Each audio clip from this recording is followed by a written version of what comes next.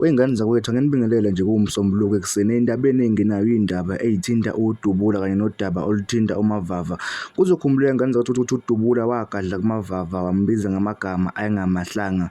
Kube sekuvela ke insizwa ebeyihlezi etekisini la khona eyithe zifuna uDubula zimfunisa okweprize. Kanti ke uDubula ube eseyiphendulela kulezi insizwa beyihlele etekisini zithi ziyamfuna. Nansi inkulumo kaDubula eyiphendula yena mathupha kulezi insizwa. Kodwa ke ngale ukukhuluma kakhulu ngicela ukuthi uyavelela ikhasi ngicela for subscribe ulike uphinde ucomment qi.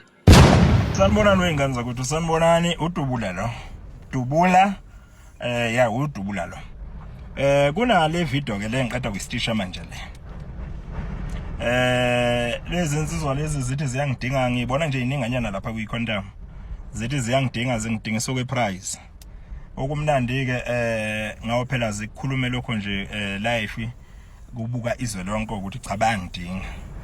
Sengicene ngayibona ke ivideo yenu bafowethu ukuthi niyangifuna la ngifuna khona.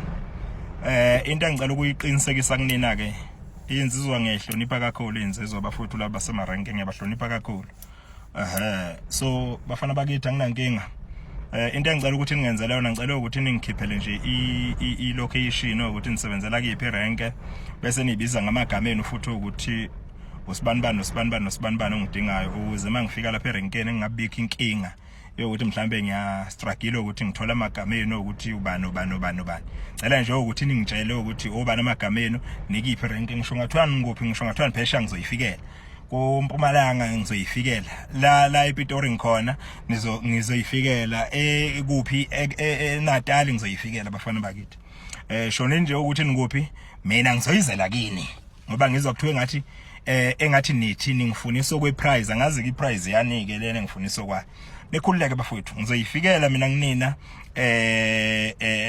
sibonane ngendlela enifuna sibonane ngayo. Mina anginankinga ngumabizo sabele bafana bakithi, ngizoyifikela mina mathupha la engifuna khona. Thank you.